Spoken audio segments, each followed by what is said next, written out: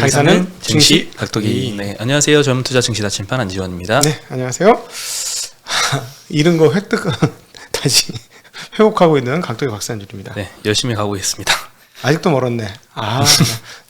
전계좌 플러스 나면은 춤 한번 추겠습니다. 하지 말을까? 그날이 춤 춰야죠. 그땐 춰야죠. 제가 BTS 아니고 저기 위시 이펙스의 노래를 근거로 따라 추기는 안 하도록 할게요. 네. 한번 해봤거든. 안 되더라. 요즘 애들 춤 너무 어렵더라. 그렇죠. 열심히 따라하는 그 모습만 봐도 재밌을 것 같습니다. 참 옛날에 우리 옛날에 유행하던 그 그룹들은 비슷하게나마 조금 따라할 수 있었는데 이제는 아크로바틱 수준이에요. 춤이 따라할 수가 없어. 몸을 툭툭툭툭 이러면서. 네, 오늘 즐거운데요. 코스피가 지금 7거래일째 상승 중입니다. 네, 열심히 올라오고 있습니다. 오늘 코스피 0.9% 상승했고요. 코스닥은 1.6% 상승했습니다. 최근 들어서 이제 디지털 컨텐츠 업종이 좀 돌아오면서 코스닥이 좀 빠르게 올라오고 있고요. 코스닥 상승은 디지털 컨텐츠 덕분입니다. 네. 예, 오늘 그리고 좀 마지막에 장 끝나기 직전에 동시호가 때 기관 투자자 매수가 많이 들어왔습니다. 네. 예, 아무래도 선물 옵션 만기일 영향인 것 같고요. 개인 투자자들이 오늘 가장 많이 매도했습니다. 네. 코스피에서 5천억 매도, 코스닥에서 2,700억 매도했고요. 외국인은 코스피에서 1,400억 매도, 코스닥에서는 390억 매수했고요. 기관이 오늘 코스피에서 6천억 매수했고요. 코스닥에서는 2,400억 매수했습니다. 네. 네, 오늘 서비스업이 제일 많이 올랐거든요. NHN이 10%, 자이SND 6.4%, 한전산업 6%, CGV 4.7%, 하나투어 4% 대부분 올랐고요. 오늘 리오프닝 주들도 올랐고 게임 주들도 올랐어요. 결이 없다. 좀 이상해요. 중구난방이네. 오늘 많이 오른 서비스 업종 회사들은 서비스 업종에 속했나? 약간 싶을 정도의 회사들이 좀 있습니다. 콘텐츠, 기계, 건설, 엔터, 포털, 결이 없네. 예. 서비스업이란 게. 네. 그리고 기계 업종이 그 다음으로 올랐고요. 그 다음이 운수창고, 여기는 항공주들이 오늘 전부 다 상승을 했습니다. 네. 비금속 광물, 시멘트 업종 오늘 많이 올랐고요. 딱 은행이랑 건설 두 업종 빼고는 오늘 코스피에서 전 업종이 상승을 했는데요. 네. 은행도 사실 시중은행들은 소폭 상승을 했는데 카카오뱅크만 한 5% 정도 블록딜 때문에 하락을 했습니다. 네. 건설주들도 오늘 대형주들도 한 마이너스 0.5%에서 1%대 정도 하락을 했습니다. 외국인 수급은 계속 전기전자에는 들어오는 것 같아요. 삼성전자 오늘도 1,600억 외국인이 매수했고요. 하이닉스 1,000억 매수했습니다.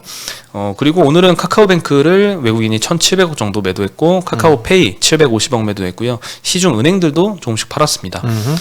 네, 오늘 아무래도 이 메타버스 관련된 회사들이 좀 많이 올랐는데 그와 관련된 이슈도 좀 점검을 해드리면 다날의 자회사 다날 핀테크라고 있거든요. 여기서 발행한 페이코인이 어플리케이션 내에 페이코인 기프티몰에서 구글 기프트 코드를 구매할 수 있게 됐다라는 소식이 들렸는데 여기서 이제 구글 기프트 코드를 구매하면은 이제 안드로이드 앱에서 이제 각종 앱이나 이제 게임들 앱 들어가서 이걸 사용할 수가 있는 거죠.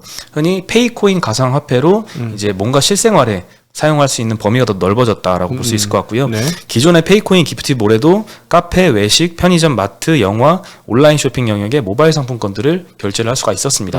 네, 근데 이 영역이 점점 넓어지고 있습니다. 이 구글 기프트 코드 요것만 추가된 것만으로 해도 엄청나게 많은 앱에서 한 100만 개 이상의 안드로이드 앱에서도 사용이 가능해졌다라고 하니까요. 오늘 다날이 12%대 상승을 해서 마감을 했습니다. 네. 그리고 메타버스 주들 중에서 아이셀렉트 메타버스 지수라는 게 있거든요. 여러 이제 국내 상장된 종목 중에 관련 업종을 뽑아놓고 지수화 시킨 건데 NH증권에서 지수를 만듭니다. 근데 여기에 새로 신규 편입 종목들이 대량 편입이 됐거든요. 이 편입 종목들이 오늘 다 올랐습니다. 네. 골프존 4.5%, 위메이드 4.5%, 카카오게임즈 0.1%, 게임빌 2%, 에이트원 12%, 그 다음은 퍼센트는 언급 안 드릴게요. 다날, 컴투스, 펄어비스, 뉴, 아프리카TV, 맥스트, 룽투코리아, JYP 이 종목들이 이제 이 지수에 새로 편입이 됐고요. 이 지수를 추적하는 ETF가 아이셀렉트 KB스타 아이셀렉트 메타버스 ETF 이게 추종하고 있는데 오늘 역시 편입 된 게 굉장히 확실히 호재이긴 한 것 같습니다. 수급의 영향이 이렇다는 것도 여실히 보여주는 거네요. 네. 그리고 오늘 말씀드렸다시피 뭐 여행주, 항공주, 리오프닝주들 많이 올랐는데요. 코로나 확진자는 계속 올라오고 있더라고요. 오늘도 7,000명대 상승을 증가했고요. 다만 이제 골드만삭스에서 여러 이제 리오프닝주들 중에서 GKL은 목표가 14,000원에 매도 의견을 제시를 하고 있더라고요. 네, 올해 에비타 전망을 6% 하향을 했고요. 22년도와 23년도는 계속 유지를 하고 있습니다. 뭐 하나투어는 오늘 4.5% 상승, 모두투어 3.7% 상승, 아시아나 4%, 한진카 3.3%, 티웨이 2%대, CGV도 4.7% 오늘 리오프닝주들 전반적으로 다 이 확진자 증가에도 불구하고 상승을 했습니다. 벌써 시장은 코로나가 과거의 일로 넘어가기 시작했네요. 네, 단순한 확진자 증가는 이제 리스크로 받아들이지 않는 것 같습니다. 네. 네, 아직 치명률이 올라간다는 얘기는 없으니까요. 그러니까 계속 그 중증 환자들은 그렇게 확실하게 괜찮다. 중증 환자들 오미크론이. 네. 그러고 나서 시장 분위기가 쫙 변하고 있어요. 이 코로나와 관련된 생각은. 네. 네. 그리고 오늘 삼성전자가 1%, 하이닉스가 3% 상승을 했거든요. 노무라에서 이제 삼성전자 목표가 11만 원을 제시를 하고 있는데, 이 상당히 높은 영업이익을 전망을 하고 있습니다. 일단 4분기 기준으로도 어닝 서프라이즈 전망을 하고 있고요. 예상 영업이익이 4분기에 15조 6천억입니다. 시장 컨센 대비 한 4% 정도 높은 수준이고요. 네. 4분기에 메모리 가격이 시장 기대보다 좋았고, 그다음에 스마트폰 출하량도 반도체 쇼티지가 좀 완화되면서 기존 가이던스보다 좀 더 높은 7,100만 대를 전망을 하고 있습니다. 그리고 2022년도 영업이익은 굉장히 높습니다. 현재 컨센서스가 전년 대비 9% 상승하는 건데요. 이 노무라는 25% 네. 상승한 66조 5천억을 제시를 하고 있습니다. 얘가 66조면은 반도체에서 80조 나오겠네. 네, 엄청나게 높죠. 하이닉스까지 합치면 80조 나와. 네. 그러면 20조 줄였거든. 그 80조에서 60조로 줄였거든요. 한국 애널리스트들이. 네. 그러면은 80조로 늘리면은 내년도 전 그 순이익이 거의 200조 가까이 나온다는 얘기가 되는 거예요. 그러면은 12배 하면은 2,400조야. 현재 주가고 13배 하면 2,600조야. 한 7, 8% 주가가 올라야 되는 거죠.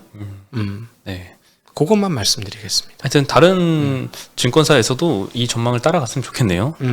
근데 뭐 진짜 좋을 수밖에 없지 않나? 아무리 봐도. 네. 아무리 봐도 뭐 편하게 오히려 올해 조정이 내년도에 그 하락할 거라고 올해 시작할 때 올해까지 좋다가 내년에 떨어질 거라고 하는데 오히려 올해 먼저 조정을 받았고 내년 좋을 수도 있겠어요. 네.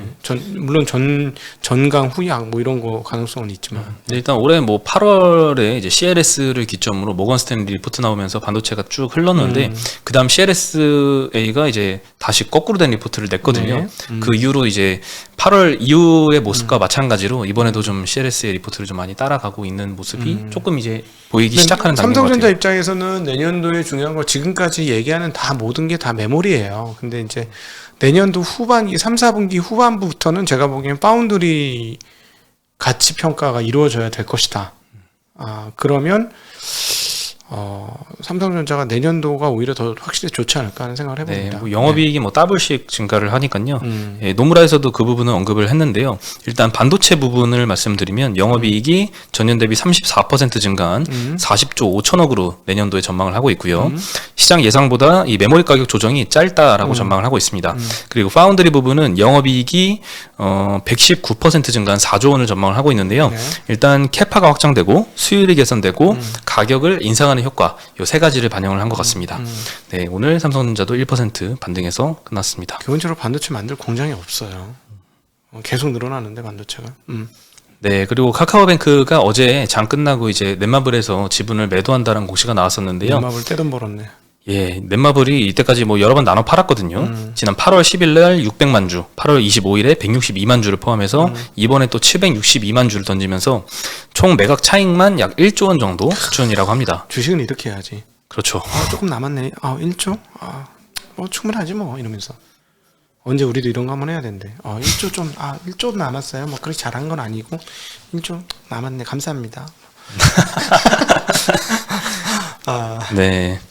그 처분 금액은 전일 종가 기준으로는 한 5,100억대 정도 되는데요. 할인율이 아직 얼마인지 공개가 안 돼서 주가가 근데 한 5% 정도 떨어진 거 보니까 할인율도 이 정도 수준인 것 같습니다. 네. 예, 넷마블은 오늘 2% 상승해서 마감을 했고요.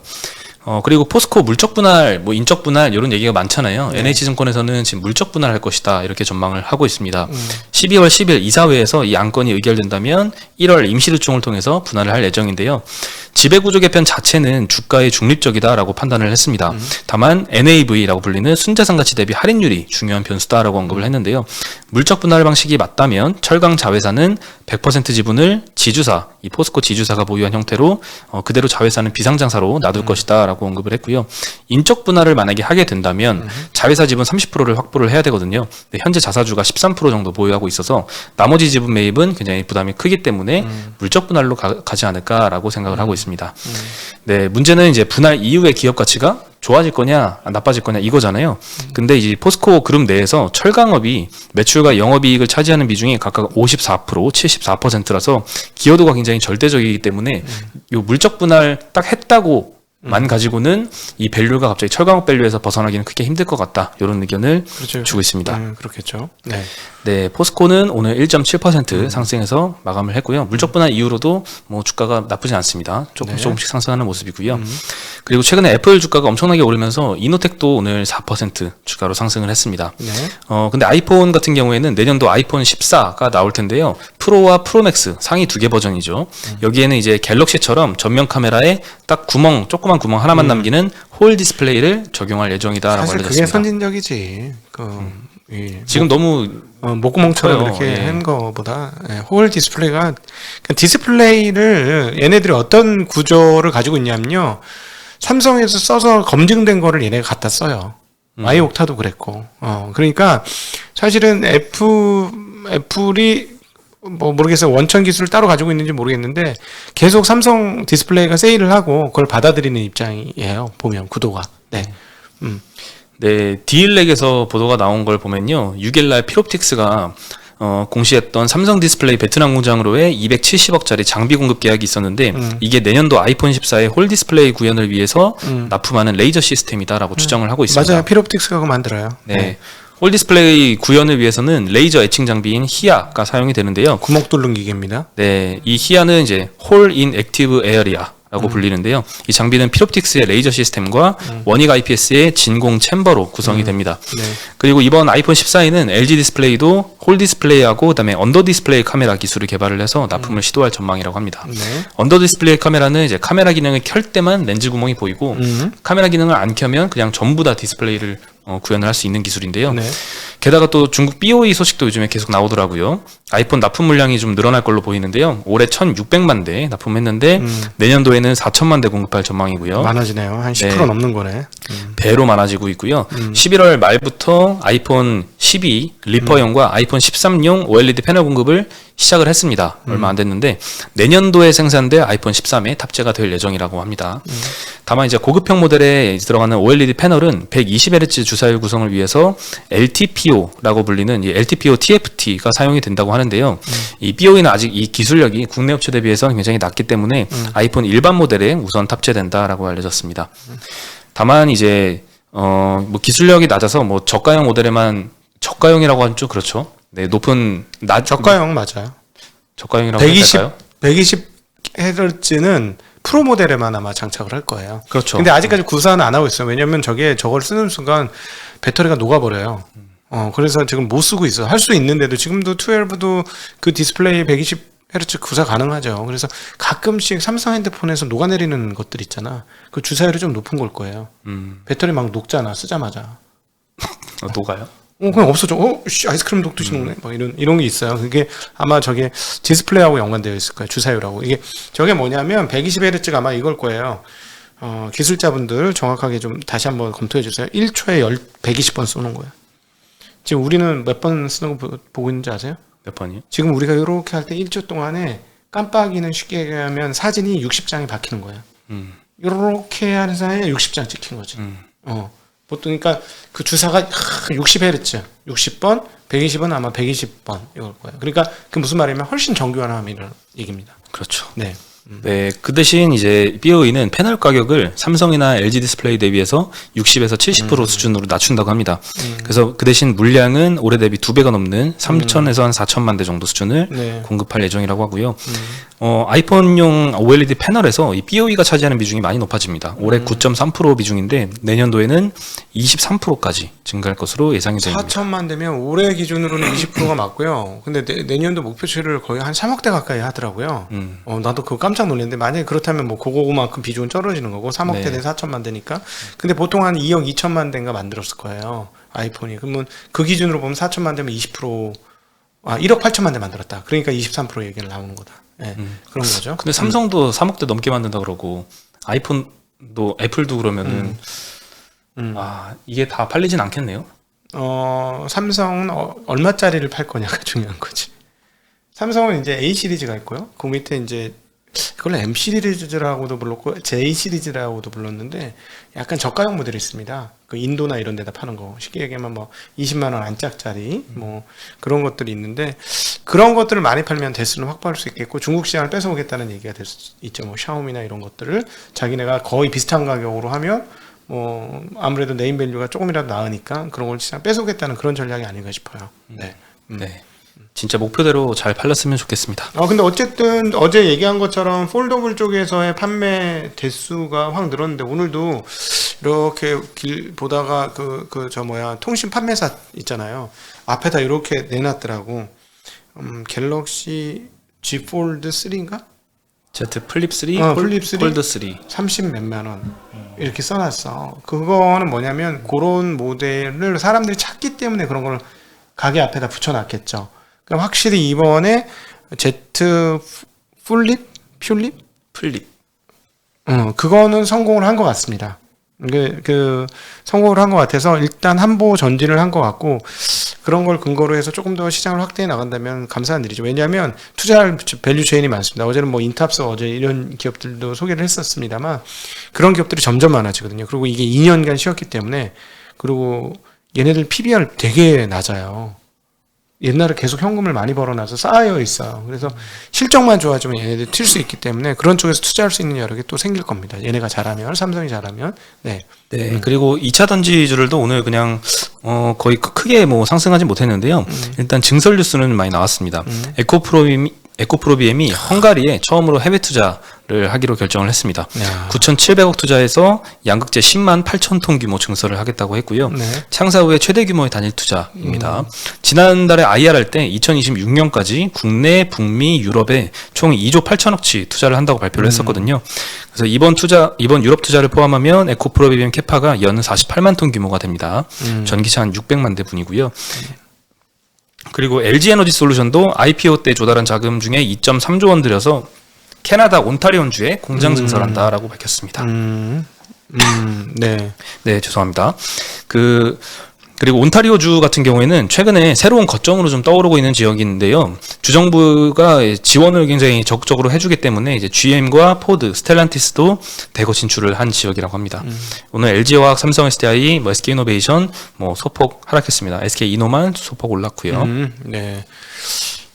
오늘 중국의 전기차 시장은 어떻게 됐는지 굉장히 궁금하네요. 네. 어제는 중국이 너무 올라가지고 건씨가 얼굴이 표정이 너무 좋았었는데. 네. 네, 그러면 저희는 여기서 오늘 인사드리겠습니다. 안녕. 안녕.